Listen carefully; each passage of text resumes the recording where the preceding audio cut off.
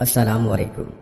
یہ پیاری شخصیت ہے حضرت خواجہ حسن بصری رحمۃ اللہ علیہ کی، جن کو علمی مقام و مرتبے کی وجہ سے امام حسن بصری بھی کہا جاتا ہے۔ علمی کمالات کے لحاظ سے آپ رحمۃ اللہ علیہ سرخیل علماء اور اخلاقی و روحانی فضائل کے اعتبار سے تاج الاولیاء تھے۔ آج کی ویڈیو میں آپ کو حضرت خواجہ حسن بصری رحمۃ اللہ علیہ کی ابتدائی زندگی کے حالات و واقعات بھی بتائیں گے، اور آپ رحمۃ اللہ علیہ کی زندگی سے چند ایمان افروز واقعات بھی آپ کے گوش گزار کریں گے۔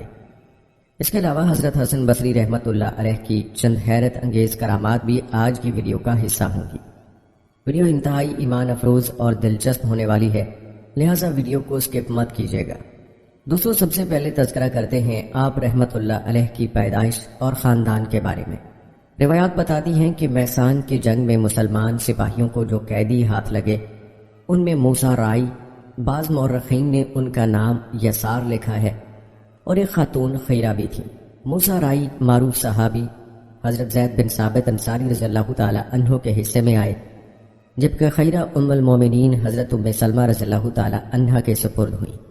کہا جاتا ہے بعد میں ان دونوں نے آپس میں شادی کر لی تھی، اور انہی کے بطن سے 21 ہجری بامطابق 642 عیسوی میں مدینہ منورہ میں حسن بصری رحمۃ اللہ علیہ پیدا ہوئے۔ دوستو، یاد رہے کہ یہ حضرت عمر فاروق رضی اللہ تعالی عنہ کا دور خلافت تھا۔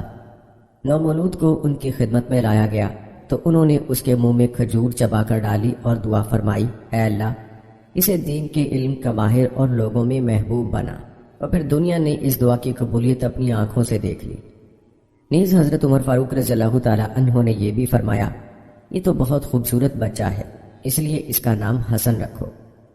روایت یہ بھی بتاتی ہے کہ آپ رحمۃ اللہ علیہ کی والدہ جو ام المومنین حضرت ام سلمہ رضی اللہ تعالی عنہ کی کنیز تھیں، کسی کام میں مصروف ہوتی اور آپ رحمۃ اللہ علیہ رونے لگتے تو ام المومنین رضی اللہ تعالی عنہ آپ رحمۃ اللہ علیہ کو چپ کروانے کے لیے اپنی گود میں لے لیتی اور اپنا دودھ پلا دیا کرتی۔ آپ رحمۃ اللہ علیہ کے لیے یہ دعا بھی کیا کرتی، اے اللہ حسن کو مخلوق کا رہنما بنا دے۔ یوں آپ رحمۃ اللہ علیہ نے حضرت ام سلمہ رضی اللہ تعالی عنہ کی بابرکت ہاتھوں میں رسول اللہ صلی اللہ علیہ وآلہ وسلم کے گھر میں پرورش پائی۔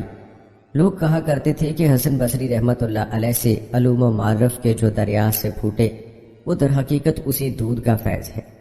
یاد رہے کہ ام سلمہ رضی اللہ تعالی عنہ کی وجہ اس خوش نصیب بچے کو امہات المومنین کے گھروں میں آنے جانے کا موقع ملتا رہتا تھا۔ حضرت حسن بصری رحمۃ اللہ علیہ فرمایا کرتے تھے، بچپن میں ازواج مطہرات کے گھروں میں میرے آنے جانے اور کھیل کود سے چہل پہل رہتی، بعض اوقات میں اچھلتا کودتا گھروں کی چھتوں پر چڑھ جاتا۔ اس طرح ان کی تربیت امہات المومنین کے گھروں کی پاکیزہ فضاؤں میں ہوئی۔ روایات بتاتی ہیں کہ 10 برس کی عمر میں قرآن پاک حفظ کر لیا تھا، اور 14 برس کے ہوئے تو والدین کے ساتھ بصرہ منتقل ہو گئے۔ کہتے ہیں کہ آپ رحمۃ اللہ علیہ بہت وجیح اور حسین و جمیل تھے، جسم مضبوط اور متوازن تھا، سر پر گھنے بال بہت خوبصورت لگتے تھے، امامہ باندھتے اور اس پر چھوٹی سی سبز چادر اوڑے رکھتے، ہلکی مونچھیں رکھا کرتے تھے۔ حضرت شبعی رحمۃ اللہ علیہ نے بصرہ جانے والے ایک شخص سے کہا، اہل بصرہ میں تم جس شخص کو سب سے زیادہ خوب رو اور صاحب جلال پاؤ تو جان لو کہ وہی حضرت حسن بصری ہیں۔ پیارے دوستوں، مدینہ منورہ میں پیدائش کی وجہ سے حضرت حسن بصری رحمۃ اللہ علیہ کو بچپن میں صحابہ کی صحبت بھی حاصل رہی۔ اگرچہ آپ رحمۃ اللہ علیہ مدینہ منورہ میں قیام کے دوران کم عمر تھے، مگر اس کے باوجود صحابہ کرام کی مجالس میں شریک ہونے لگے تھے۔ مسجد نبی صلی اللہ علیہ وآلہ وسلم میں نماز ادا کرتے، جہاں دیگر صحابہ کرام بھی موجود ہوتے تھے۔ آپ رحمۃ اللہ علیہ نے حضرت عثمان رضی اللہ تعالی عنہ کی امامت میں ادا کی گئی نماز جمعہ اور ان کے خطبے کا بھی ذکر کیا ہے۔ خواجہ فرید الدین عطار رحمۃ اللہ علیہ نے تذکرۃ الاولیاء میں لکھا ہے کہ خواجہ حسن بصری رحمۃ اللہ علیہ نے 120 صحابہ کرام کی زیارت کی، جن میں 70 بدری صحابہ تھے۔ 22 برس کے ہوئے تو جہاد میں شامل ہو گئے، اور 10 برس تک مختلف محاذوں پر اسلامی لشکر میں شامل ہو کر داد شجاعت لیتے رہے۔ مورخین نے کابل کی جنگ میں آپ رحمۃ اللہ علیہ کی بہادری کا خاص طور پر ذکر کیا ہے، یہاں تک کہ کئی ایک نے تو انہیں عرب کے نامور بہادروں میں شمار کیا ہے۔ اس 10 سالہ جہاد میں انہیں بہت سی صحابہ کرام کی صحبت بھی میسر آئی جو ان لشکروں میں شامل تھے، اور اسی دوران انہوں نے علوم و معرف کے اسباق حاصل کیے۔ کچھ عرصے تک والی خراسان کے منشی کے طور پر بھی کام کیا۔ بصرہ کے قاضی بھی مقرر ہوئے مگر جلد ہی ان امور سے الگ ہو گئے۔ آپ کو بتاتے چلیں کہ آپ رحمت اللہ علیہ کی شخصیت کا ایک نمایاں پہلو عاجزی و کثرت گریہ تھی۔ اپنے دور کے بڑے عالم، فقیہ اور عبادت گزار ہونے کے باوجود دکھاوے سے کوسوں دور تھے، ہمیشہ باوضو رہتے، کثرت سے روزے رکھتے، اللہ کی محبت اور اس کی ناراضی کے خوف سے اتنا روتے کہ آنکھوں میں گڑھے پڑ گئے۔ مزاج میں بہت زیادہ انکسار تھا، سب سے نہایت عزت و احترام سے پیش آتے اور سب کو خود سے افضل سمجھتے۔ روایات میں آتا ہے کہ ایک بار کافی عرصے تک شہر میں بارش نہ ہوئی تو لوگ دعا کے لیے آپ رحمت اللہ علیہ کے پاس آئے، جس پر آپ نے فرمایا سب سے گناہ گار شخص کو شہر سے نکال دو تو شاید بارش ہو جائے۔ لوگوں نے پوچھا شیخ وہ کون شخص ہے؟ روتے ہوئے فرمایا حسن بصری۔ پیارے دوستو، تفسیر قرطبی میں روایت ہے کہ آپ رحمت اللہ علیہ بہت کم ہنسا کرتے تھے۔ امام غزالی رحمت اللہ علیہ نے احیاء العلوم میں لکھا ہے کہ حضرت حسن بصری رحمت اللہ علیہ ہر وقت ایسے سہمے رہتے جیسے انہیں سزائے موت سنا دی گئی ہو۔ اس قدر عاجزی اور انکساری کے باوجود کبھی سچ کے اظہار سے گریز نہیں کیا۔ کلمہ حق کہنے کی بنا پر حجاج بن یوسف سے یہاں تک تعلقات خراب ہوئے کہ آپ رحمت اللہ علیہ کو 9 برس تک روح پوشی کی زندگی گزارنا پڑی۔ اس حوالے سے ایک ایمان افروز واقعہ آپ کو سناتے ہیں۔ کہتے ہیں حجاج بن یوسف نے واسط شہر میں اپنے لیے ایک عالی شان محل تعمیر کروایا۔ جب اس کی تعمیر مکمل ہو گئی، اس نے افتتاحی تقریب میں لوگوں کو دعوت عام دی تاکہ وہ عظیم الشان محل کو دیکھیں، اس کی سیر کریں، اپنی زبان سے اس کی تعریف کریں اور دعائیہ کلمات سے نوازیں۔ حضرت حسن بصری رحمت اللہ علیہ کے دل میں خیال آیا کہ اس سنہری موقع کو ہاتھ سے نہ جانے دیا جائے۔ وہ یہ نیت لے کر گھر سے نکلے کہ آج لوگوں کو نصیحت کریں گے، انہیں دنیاوی مال و متاع سے بے رغبتی اختیار کرنے کا درس دیں گے اور جو اللہ تعالیٰ کے ہاں انعامات ہیں انہیں حاصل کرنے کی ترغیب دیں گے۔ جب آپ موقع پر پہنچے تو دیکھا کہ لوگ اس عالی شان اور بلند و بالا محل کے چاروں طرف جمع ہیں اور عمارت کی خوبصورتی پر دل فریفتہ ہے، اس کی وسعت پر حیران ہے اور اس کی آرائش و زیبائش سے مرعوب نظر آتے ہیں۔ آپ رحمت اللہ علیہ نے لوگوں کو جھنجھوڑتے ہوئے کہا، ہمیں یہ معلوم ہے کہ فرعون نے اس سے زیادہ مضبوط، خوبصورت اور عالی شان محلات تعمیر کیے تھے، لیکن اللہ تعالیٰ نے فرعون کو ہلاک کر دیا اور اس کے محلات کو بھی تباہ و برباد کر دیا۔ کاش حجاج کو یہ بھی معلوم ہو جائے کہ آسمان والے اس سے ناراض ہیں اور زمین والوں نے اسے دھوکے میں رکھا ہوا ہے۔ آپ رحمت اللہ علیہ پورے جوش و ولولے سے حجاج کے خلاف برس رہے تھے، ان کے منہ سے الفاظ تیروں کی طرح نکل رہے تھے، مجمع ان کی شعلہ بیانی پر دم بخود تھا، یہاں تک کہ سامعین میں سے ایک شخص نے حجاج بن یوسف کے انتقامی جذبے سے خوفزدہ ہو کر حضرت حسن بصری رحمت اللہ علیہ سے کہا، جناب اب بس کیجئے، اتنا ہی کافی ہے، کیوں اپنے آپ کو ہلاکت کے منہ میں دے رہے ہیں؟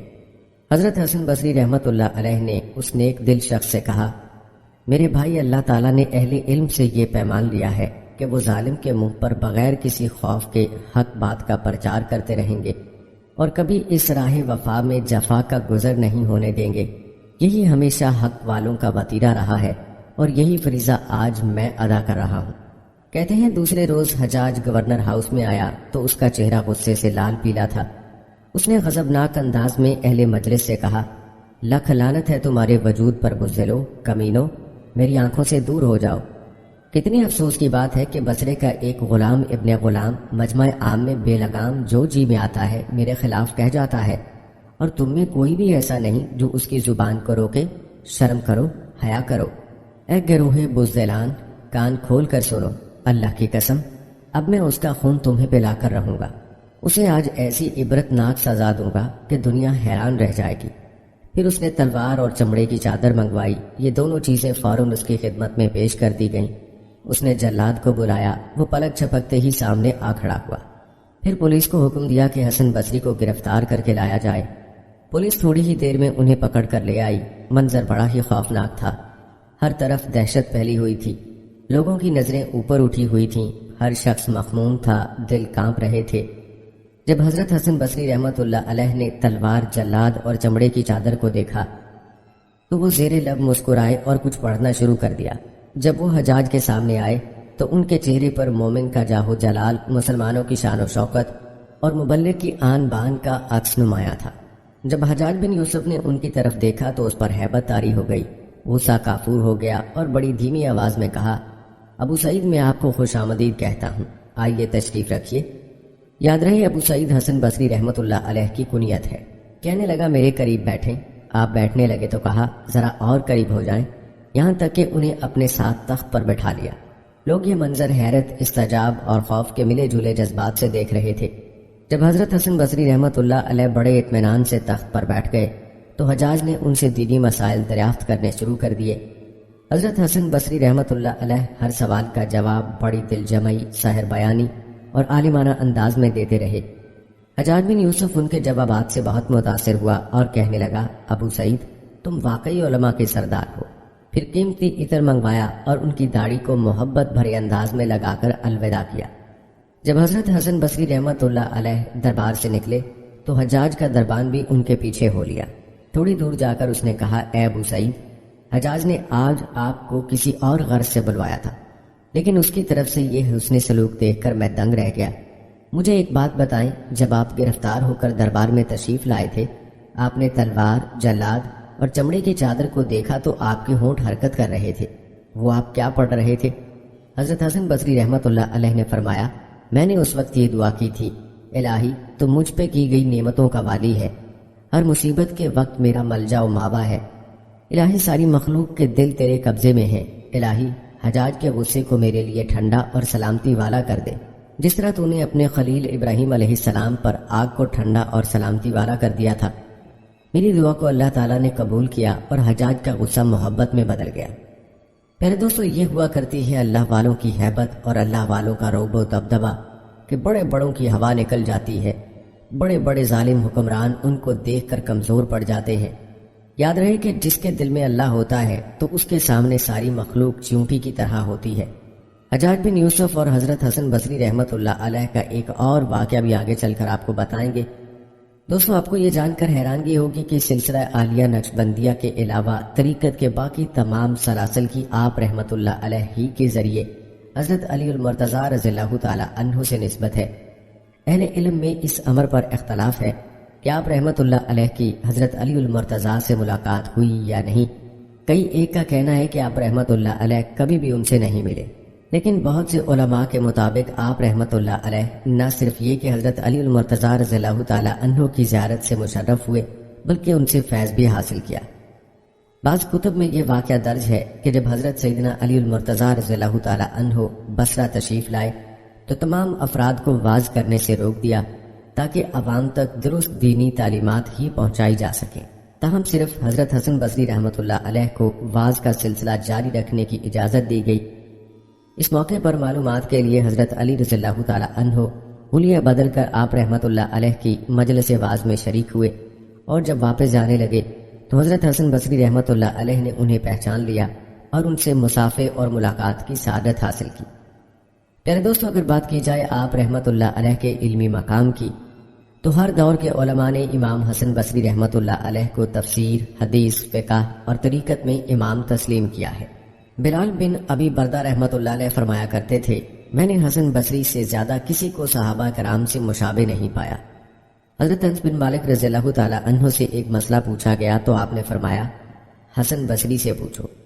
حضرت امام محمد غزالی رحمۃ اللہ علیہ کا ارشاد گرامی ہے امام حسن بصری رحمۃ اللہ علیہ فصاحت و بلاغت کے اعلیٰ ترین مقام پر فائز تھے، ان کی زبان سے حکمت کے پھول جھڑتے تھے۔ طبقات ابن سعد میں انہیں یوں خراج عقیدت پیش کیا گیا ہے امام حسن بصری رحمۃ اللہ علیہ ایک اونچے درجے کے عالم، جامع کمالات، فقیہ، عابد، زاہد، کثیر العلم اور حسین و جمیل تھے۔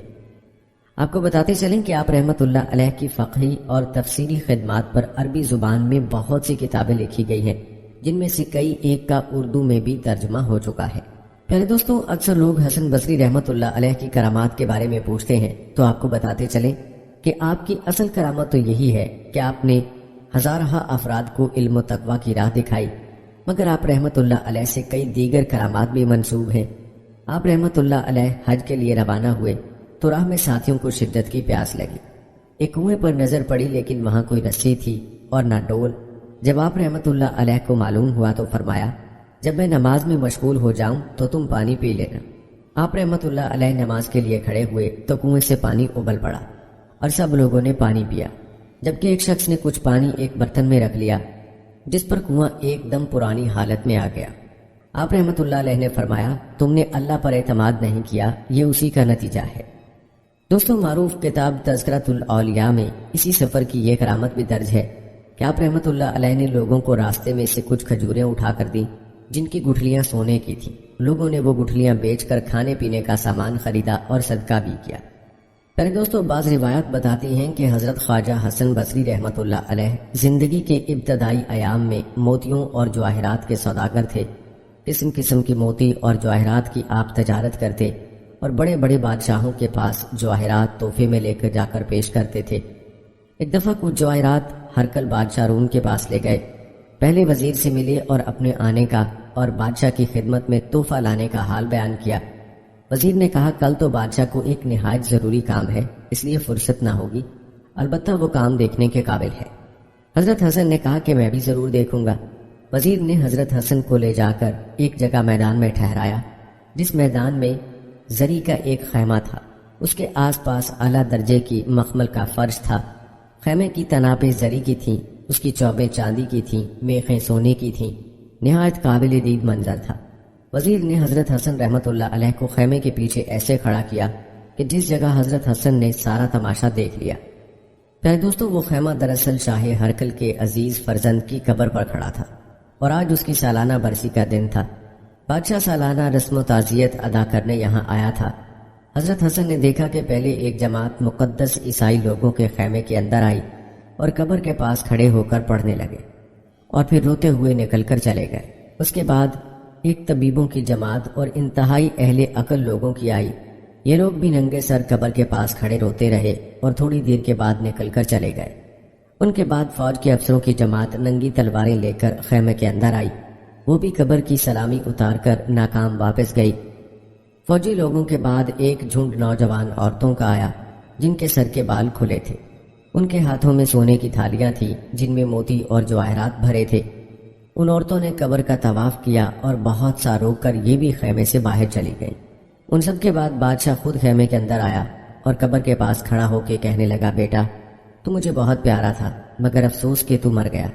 اگر مجھے یہ معلوم ہو جائے کہ جس نے تیری جان لی ہے وہ ان بڑے بڑے راہبوں اور پادریوں کا کہا مان کر تیری جان واپس کر دے گا تو یہ بڑے بڑے عیسائی راہب اس کام کے لیے تیرے پاس حاضر ہیں، مگر میں جانتا ہوں کہ ان کے کہنے سے کچھ نہ ہوگا۔ اگر مجھے یہ معلوم ہو جائے کہ عقل مندوں اور طبیبوں کی تدبیر کرنے سے تیری جان خدا تجھے بخش دے گا تو یہ بہت بڑی جماعت طبیبوں اور بڑے بڑے عقل مندوں کی تیری قبر کے پاس کھڑی ہے اور تیری رہائی کی تدبیریں کرنے کو موجود ہے، مگر میں جانتا ہوں کہ تجھے ایسے زبردست نے مارا ہے کہ اس کے سامنے کسی کی تدبیر نہیں چلتی۔ اے فرزند، اگر مجھے یہ معلوم ہو جائے کہ جس نے تیری جان نکالی ہے وہ کسی بڑی فوج سے ڈر کر تجھے چھوڑ دے گا تو یہ کثیر فوج اور فوج کے افسر تجھے قید سے چھڑانے کو تیری قبر کے پاس موجود ہیں، لیکن جس نے تجھے قید کیا ہے وہ ایسا زبردست خدا ہے کہ کوئی فوج اس کے سامنے کوئی ہستی نہیں رکھتی۔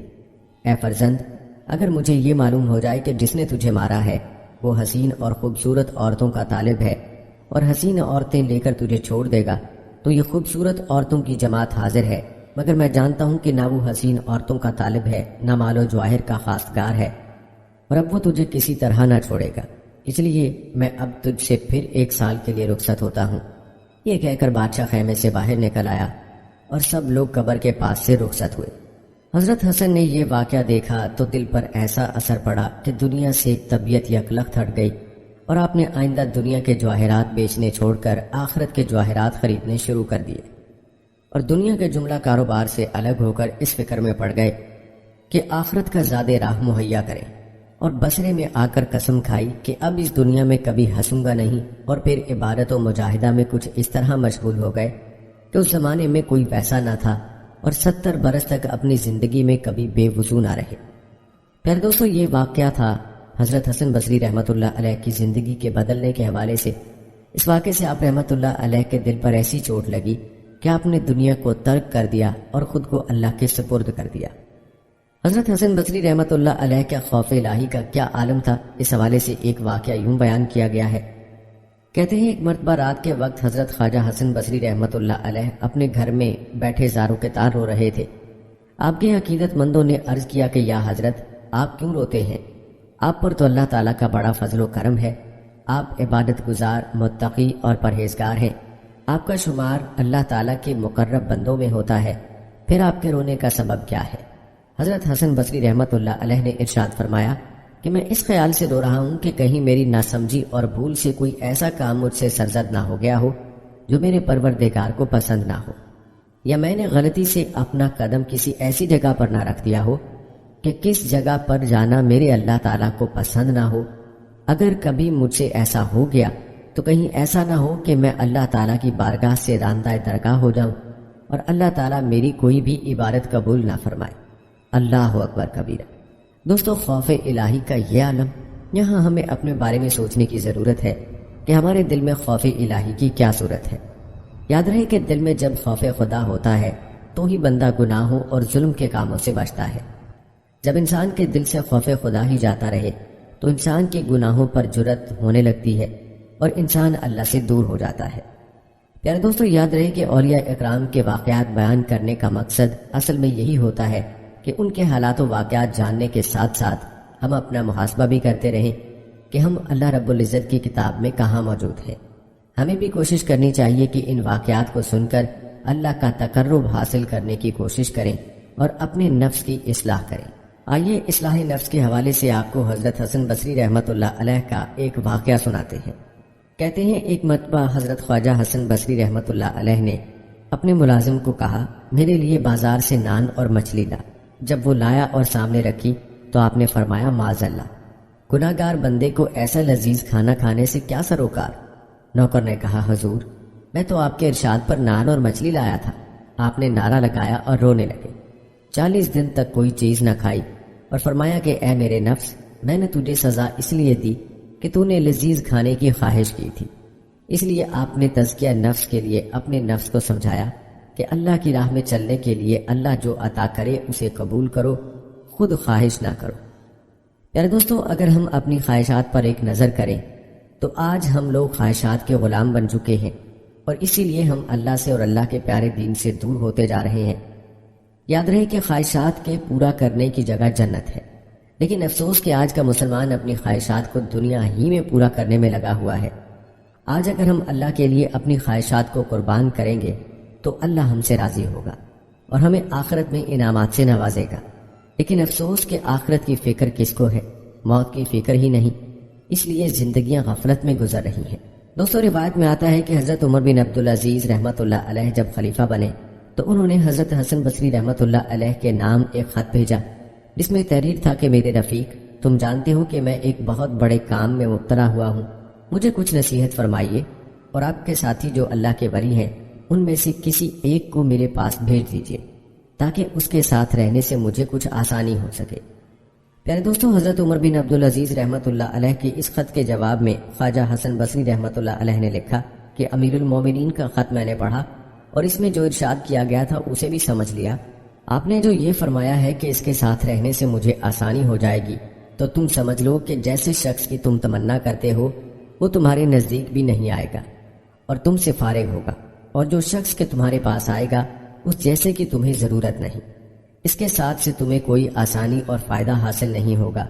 اور تم نے جو نصیحت کے لیے لکھا ہے تو جان لو کہ جو کوئی اللہ سے ڈرتا ہے سب لوگ اس سے ڈرتے ہیں، اور جو کوئی اللہ تعالیٰ سے شرم رکھتا ہے تو لوگ بھی اس سے شرم رکھتے ہیں، اور جو کوئی اللہ تعالیٰ کی بارگاہ میں اپنے گناہوں پر دلیری کا اظہار کرتا ہے تو سب لوگ اس پر دلیر ہو جاتے ہیں، اور جو کوئی آج امن میں ہے کل کو خستہ حال ہوگا، اور جو آج خستہ حال ہے کل کو امن میں ہوگا، اور جو کوئی اپنے آپ پر تکبر کیے ہوئے ہے وہ دنیا اور آخرت میں معزول ہوگا۔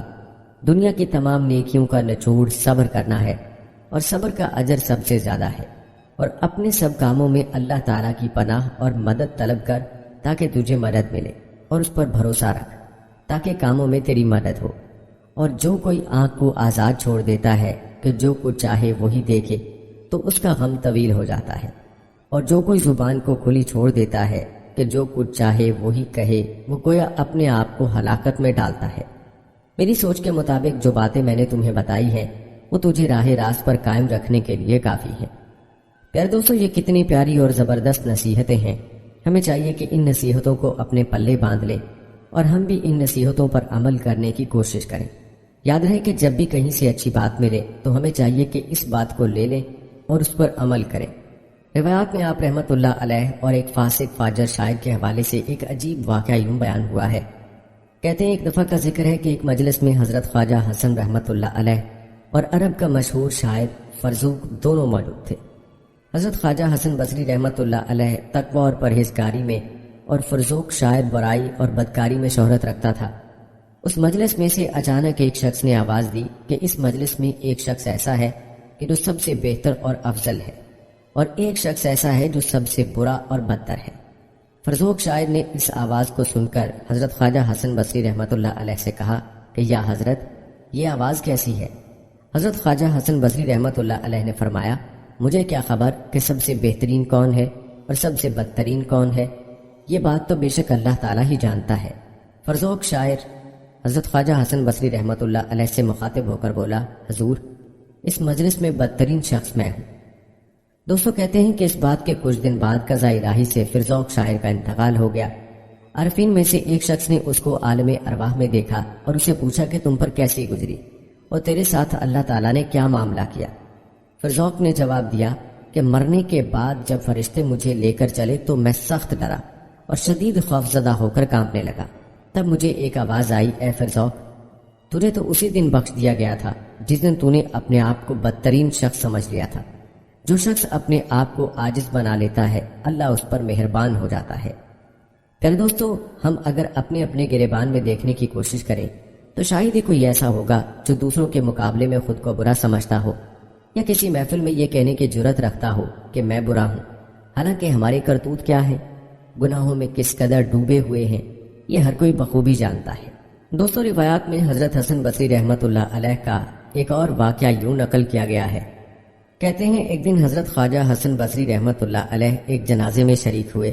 نماز جنازہ پڑھانے کے بعد جب لوگوں نے میت کو قبر میں دفن کر دیا تو حضرت حسن بصری رحمۃ اللہ علیہ اس قبر پر بیٹھ کر بہت روئے۔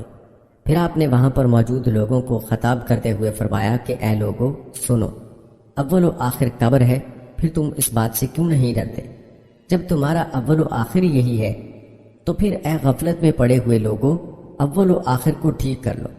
حضرت حسن بصری رحمۃ اللہ علیہ کا یہ واز فرمانا تھا کہ بہت سے لوگ اپنی خطاؤں کو یاد کر کے زار و کتار روئے اور بارگاہ رب العزت میں سچے دل سے توبہ کر کے نیک اعمال پر عمل پیرا ہو گئے۔ پیارے دوستو، قبر حقیقت میں عبرت کی جگہ ہے اور ہر جنازہ ہمیں یہی پیغام دیتا ہے کہ آج اس کی باری تھی، اگلی باری آپ کی ہو سکتی ہے، لیکن اس کے باوجود انسان غفلت کی زندگی میں پڑا ہے اور غفلت کی چادر اتارنے کے لیے تیار نہیں ہے۔ دوستو، یاد رہے کہ حضرت خواجہ حسن بصری رحمۃ اللہ علیہ کی باتیں حکمت بھری باتیں ہوا کرتی تھیں۔ سعد بن ابی مروان کا کہنا ہے کہ ایک مرتبہ میں مسجد میں حضرت حسن بصری رحمۃ اللہ علیہ کی مجلس میں بیٹھا ہوا تھا اور آپ واز فرما رہے تھے۔ اسی اثنا میں حجاج بن یوسف اپنے ایک خادم کے ساتھ مسجد میں داخل ہوا اور ایک مقام پر کھڑا ہو کر اس نے دیکھا کہ حضرت حسن بصری رحمۃ اللہ علیہ کے گرد لوگوں کا بہت بڑا اجتماع ہے۔ چنانچہ وہ حضرت حسن رحمۃ اللہ علیہ کی جانب چل دیا۔ جب آپ نے حجاج کو اپنی طرف آتے ہوئے دیکھا تو اپنی جگہ چھوڑ دی۔ اس طرح حجاج اس چھوڑی ہوئی جگہ پر یعنی میرے اور حضرت حسن بصری رحمۃ اللہ علیہ کے درمیان بیٹھ گیا۔ حضرت حسن بصری رحمۃ اللہ علیہ نے حجاج کی طرف بالکل توجہ نہ فرمائی اور اسی طرح واز فرماتے رہے جیسا کہ ہر روز فرماتے تھے۔ میرے دل میں یہ خیال پیدا ہوا کہ آج حضرت حسن بصری رحمۃ اللہ علیہ پہلے کی طرح ہوں گے، حجاج کے مجلس میں بیٹھ جانے سے کچھ زیادہ ہی گفتگو کریں گے، جس سے پتہ چلا کہ حجاج کا تقرب حاصل ہے یا ہو سکتا ہے کہ اس کے ڈر سے واز مختصر کر دیں۔ حضرت سعید فرماتے ہیں کہ حضرت حسن بصری رحمۃ اللہ علیہ نے باقی دنوں کی طرح ایک جیسا ہی واز کیا اور وقت مقررہ پر ہی ختم کیا، اور قطعی طور پر اس بات کی پرواہ نہ کی کہ حجاج پاس بیٹھا ہوا ہے۔ جب آپ واز سے فارغ ہوئے تو حجاج نے اپنا ہاتھ اٹھا کر آپ کے کندھے پر مارتے ہوئے کہا، شیخ نے سچ کہا اور خوب کہا، لوگوں ایسی ہی مجالس میں بیٹھا کرو اور جو کچھ وہاں پر سنو اس کو اپنی عادت بنا لو۔ مجھے یہ حدیث مبارکہ پہنچی ہے کہ حضور نبی کریم صلی اللہ علیہ وآلہ وسلم نے ارشاد فرمایا، بے شک ذکر کی مجالس جنت کے باغات ہیں اور ہم لوگ دنیا کے انتظام میں مبتلا ہیں، ورنہ ان مجالس میں ہم سے زیادہ تم نہ بیٹھتے، اس لیے کہ ہم ان مجالس کی خوبیاں زیادہ جانتے ہیں۔ اس کے بعد حجاج نے مسکراتے ہوئے ایسا خطاب کیا کہ حضرت حسن بصری رحمۃ اللہ علیہ اور تمام حاضرین مجلس اس کی فصاحت و بلاغت سے حیران ہوئے۔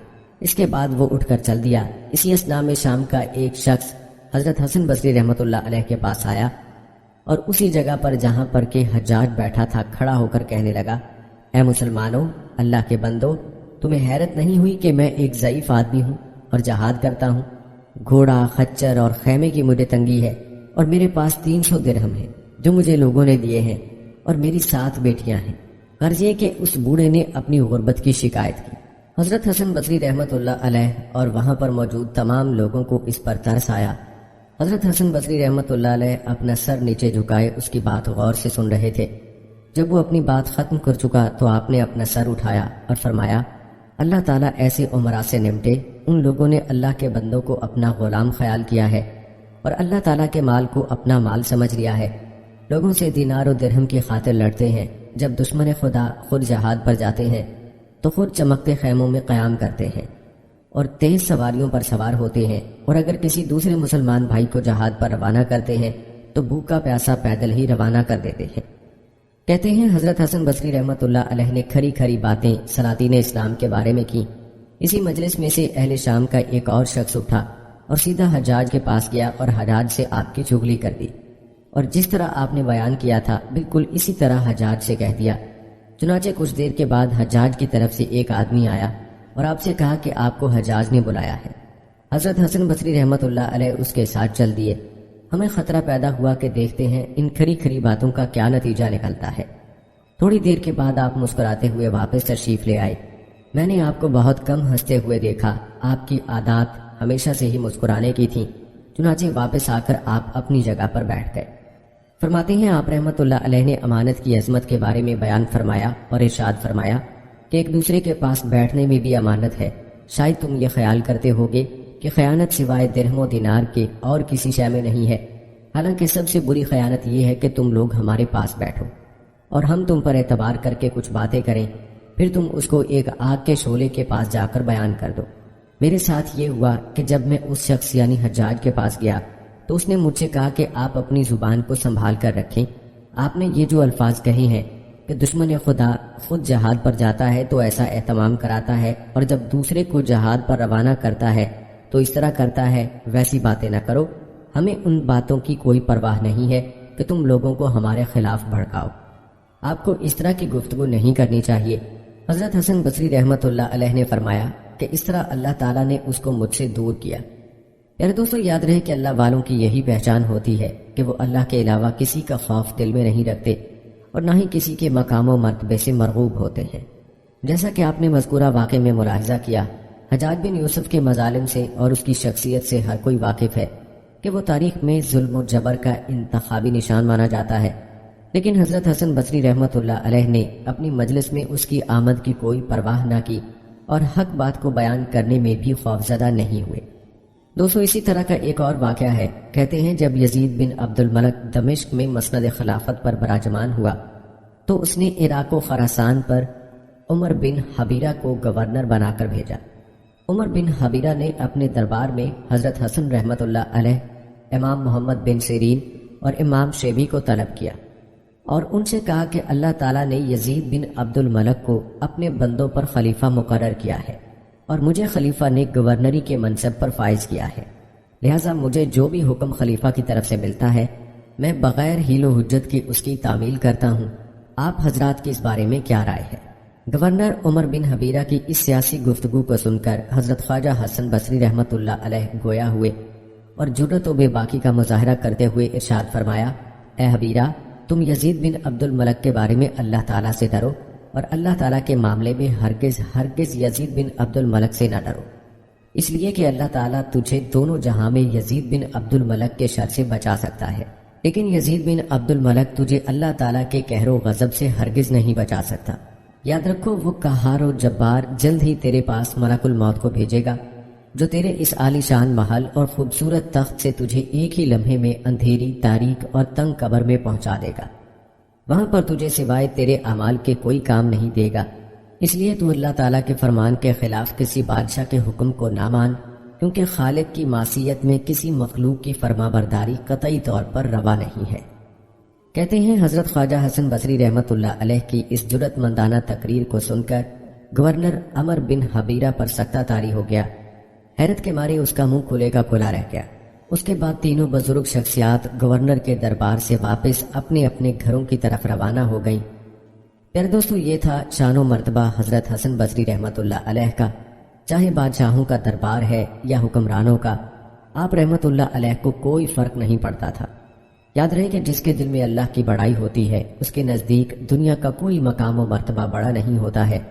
دنیا کے تمام عہدے اس کے نزدیک زیرو ہوتے ہیں، اور یہی اللہ والوں کی شان ہوتی ہے کہ وہ ہر کسی کے سامنے حق کو بیان کرتے ہیں۔ روایات میں آتا ہے کہ حضرت خواجہ حسن بصری رحمت اللہ علیہ نے ایک حکایت بیان کی کہ بنی اسرائیل میں ایک عزت فروش ملکہ نامی عورت تھی، جس کے حصے میں حسن کا تہائی حصہ آیا تھا۔ اپنے پاس آنے کے لیے لوگوں سے کم از کم 100 دینار وصول کرتی تھی۔ ایک عابد نے اس کو دیکھا اور اس پر فریفتہ ہو گیا۔ چنانچہ کسی طرح محنت مزدوری کر کے 100 دینار جمع کیے اور اس کے پاس آ گیا۔ اس عورت کے پاس سونے کا ایک تخت تھا جس پر وہ بیٹھتی تھی۔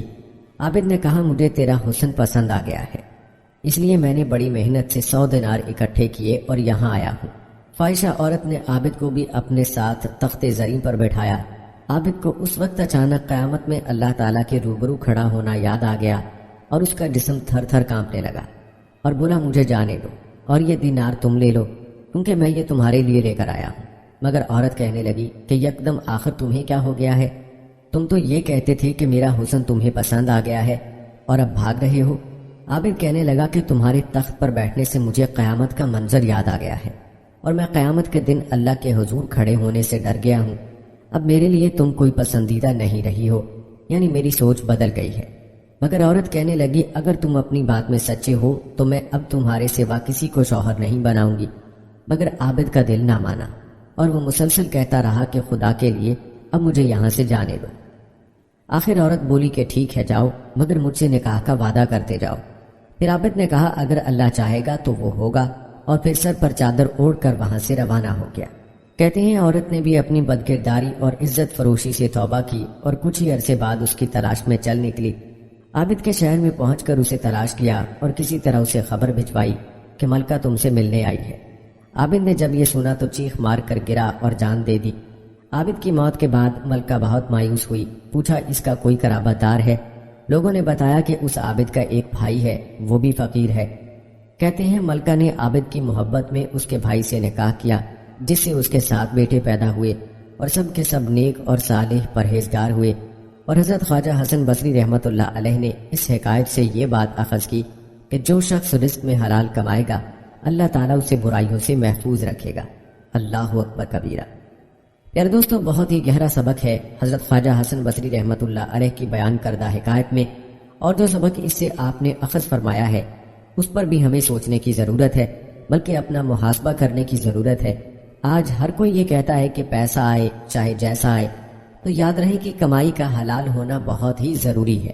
کمائی حلال نہ ہوگی تو زندگی میں پریشانیاں ہوں گی، بے چینی ہوگی، سکون نہیں ہوگا، ہر کوئی آپ کا نافرمان ہوگا۔ اور اگر کمائی حلال ہے تو زندگی پرسکون ہوگی اور ہر کوئی آپ کی تابعداری کرے گا۔ اور یاد رہے کہ حرام کمائی پر تو کوئی عبادت بھی قبول نہیں، اس لیے چاہیے کہ اپنی کمائی کے بارے میں علماء سے پوچھا جائے اور حرام سے خود کو بچانے کی کوشش کی جائے۔ پیارے دوستوں، نیک اور بد لوگوں کے حوالے سے حضرت خواجہ حسن بصری رحمت اللہ علیہ کا ارشاد ہے کہ جو شخص کسی برے طبقے کے لوگوں سے راہ و رسم پیدا کرتا ہے تو دراصل یہ اس کی اپنی برائی اور شرارت کا نتیجہ ہے، کیونکہ اگر اس کی سرشست میں بھلائی ہوتی تو وہ از خود نیک و طاہر لوگوں کی صحبت کی طرف راغب ہوتا۔ چنانچہ ہر برے آدمی کو کسی دوسرے شخص یا صحبت پر الزام لگانے کی بجائے اپنے آپ کو ملامت کرنا چاہیے کہ وہ اپنی نااہلیت و نالائکی کی سب برائی کے کنویں میں گرا۔ فرماتے ہیں یہ ان لوگوں کا شیوہ ہوتا ہے کہ وہ صوفیاء کے گرد اپنی خواہشوں کے حصول کے لیے جمع ہو جایا کرتے ہیں اور نام نہاد صوفی بھی بن جاتے ہیں۔ ان میں سے کئی تو جب مطلب براری نہ ہو تو اپنی راہ لیتے ہیں اور صوفیاء کرام کے منکر بھی ہو جاتے ہیں۔ مگر جو لوگ خدا کی رضا کی خاطر اولیاء کرام کے ہاں حاضر ہوتے ہیں وہ نہ صرف صوفیاء کی نظر میں مقبول و منظور ہو جاتے ہیں بلکہ اللہ بھی ان کو برگزیدہ مقام عطا فرماتا ہے۔ اور یہی فرق ہے نیک اور بد لوگوں میں کہ انہیں دنیاوی مقاصد کا حصول کرنا ہوتا ہے جبکہ نیک لوگوں کو آخرت کی دولت، بزرگان دین کی نظر و عنایت اور رسول اللہ صلی اللہ علیہ وآلہ وسلم کی شفاعت اور اللہ کی رضا پیش نظر ہوتی ہے۔ پیارے دوستو، آپ نے حضرت حسن بصری رحمۃ اللہ علیہ کی سبق آموز حکایات ملاحظہ کی۔ آئیے اب آپ کو حضرت حسن بصری رحمۃ اللہ علیہ کی شادی کے حوالے سے چند روایات بتاتے ہیں۔ دوستو، آپ کو بتاتے چلیں کہ حضرت رابعہ بصری 1200 سال پہلے اس دنیا سے رخصت ہو گئی تھی۔ وہ ایک اعلیٰ کردار کی عورت تھی جنہیں عرب ہو یا عجم سب لوگ جانتے تھے۔ دنیاوی لحاظ سے ہر عیب ان میں تھا، نہ تو وہ خوبصورت تھیں اور نہ ہی کوئی اعلیٰ خاندان کی تھیں۔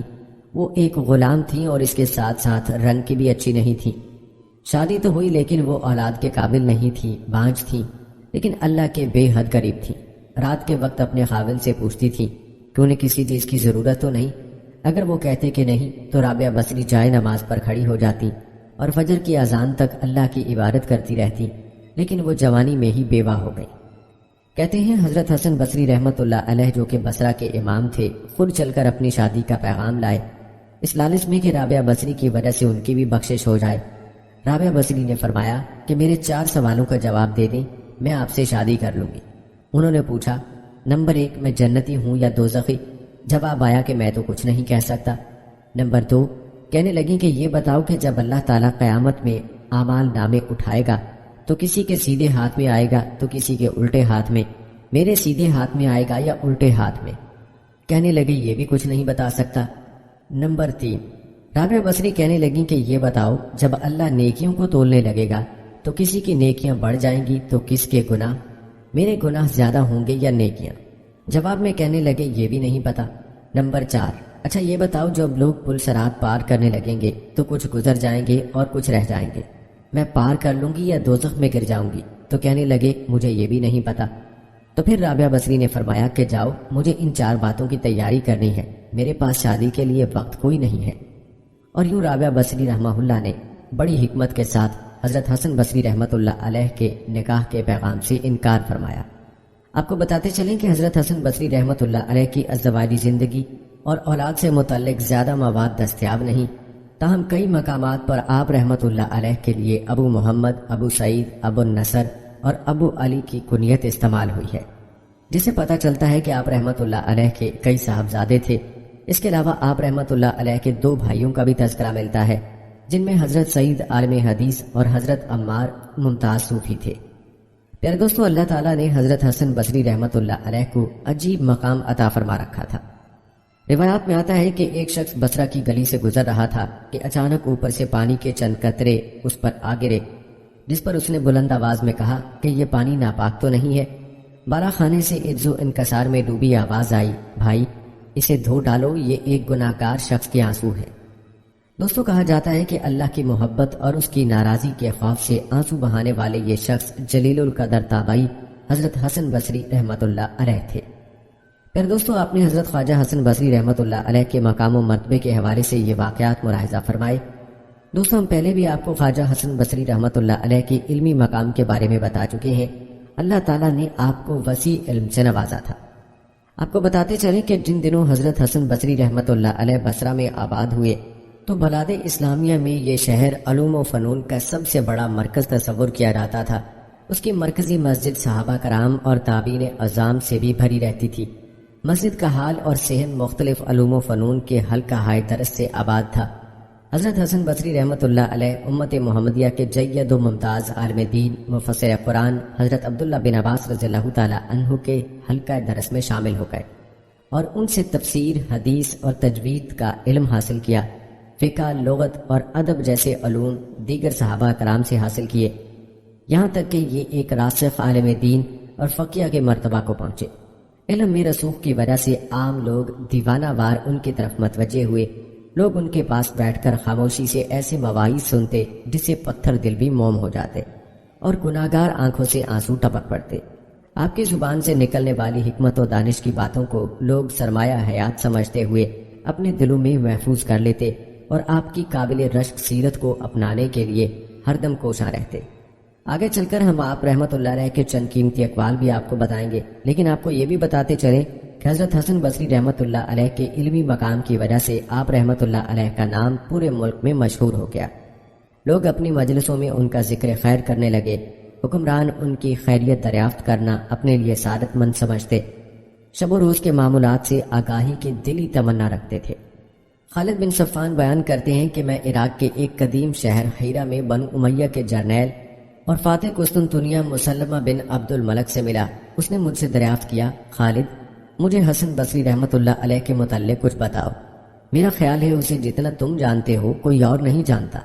میں نے کہا، آپ کا اقبال بلند ہو، ہر دم کامیابی آپ کے قدم چومے۔ بلا شبہ میں ان کے متعلق آپ کو بہتر معلومات بہم پہنچا سکتا ہوں، کیونکہ میں ان کا پڑوسی بھی ہوں اور ہم نشین بھی، بلکہ اہل بصرہ میں سب سے زیادہ میں اسے جانتا ہوں۔ اس نے کہا، ان کے متعلق کچھ بھی مجھے بتائیں۔ میں نے کہا، اس کا باطن ظاہر جیسا ہے، اس کے قول و فعل میں کوئی تضاد نہیں پایا جاتا۔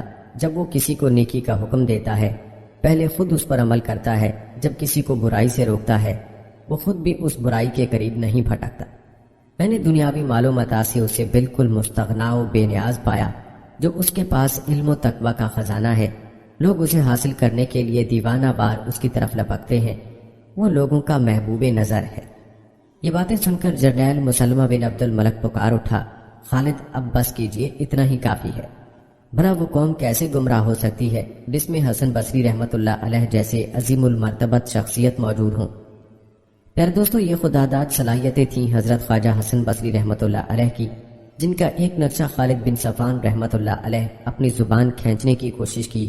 یاد رہے کہ اللہ تعالیٰ جس کو اپنی ولایت کے لیے چن لیتا ہے تو اس کو ہر طرح کی خوبیوں سے نوازتا ہے اور اس کو مخلوق کی نظر میں محبوب بنا دیتا ہے۔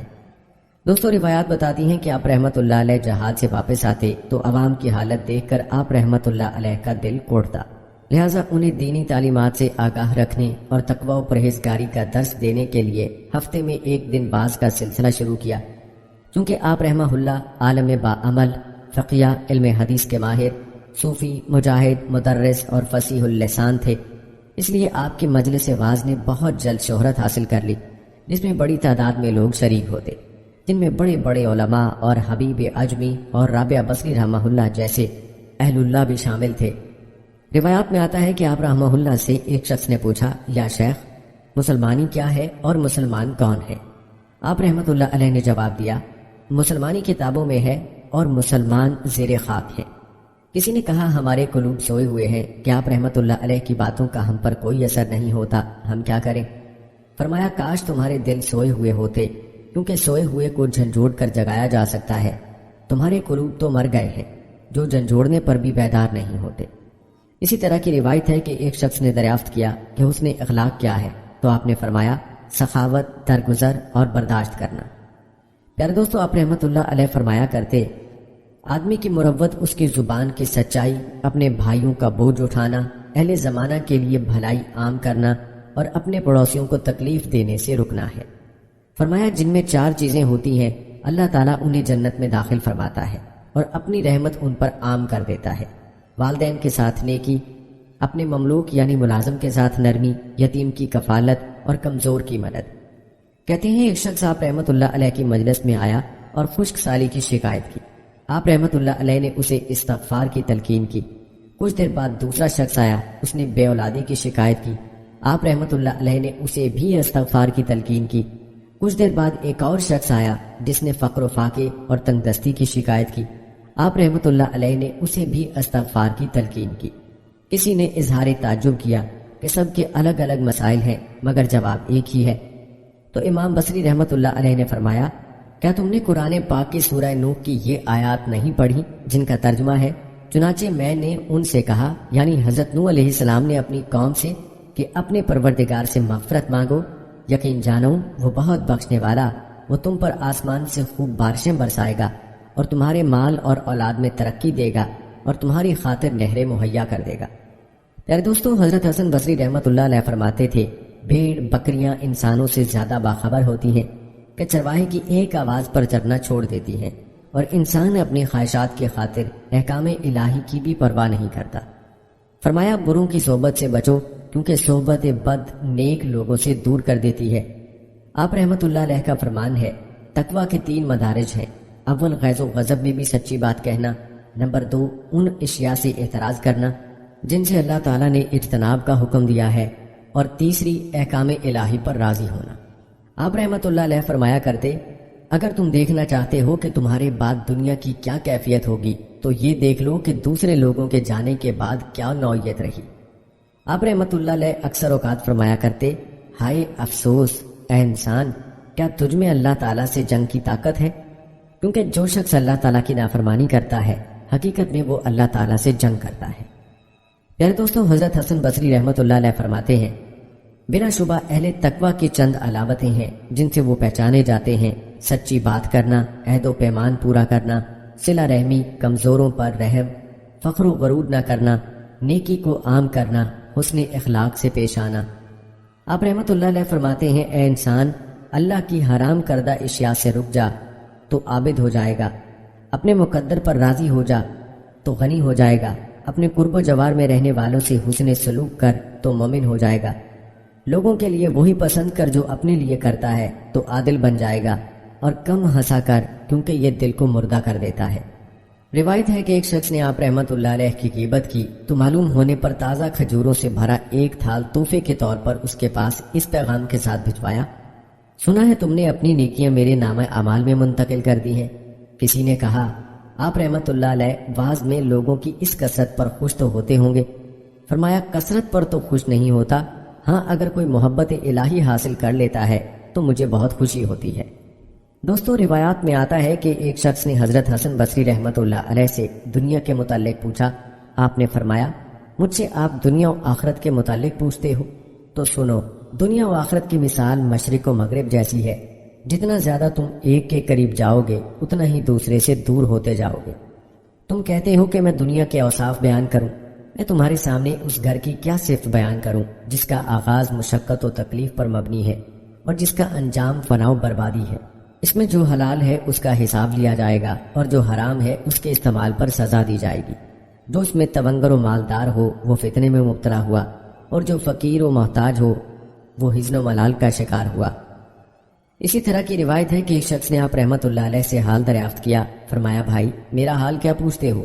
افسوس، ہم نے اپنی جانوں پر کتنے ظلم اٹھائے، ہم نے اپنے دین کو کمزور کر دیا اور دنیاوی حرص نے ہمیں موٹا کر دیا، ہم نے اپنے اخلاق بوسیدہ کر دیے اور اپنے بستر اور کپڑے نئے بنوا لیے، ہم میں سے ہر ایک اپنے بائیں پہلو پر ٹیک لگائے مزے سے پڑا رہتا ہے اور غیروں کے مال بڑی بے پرواہی سے ہڑپ کیے جاتا ہے۔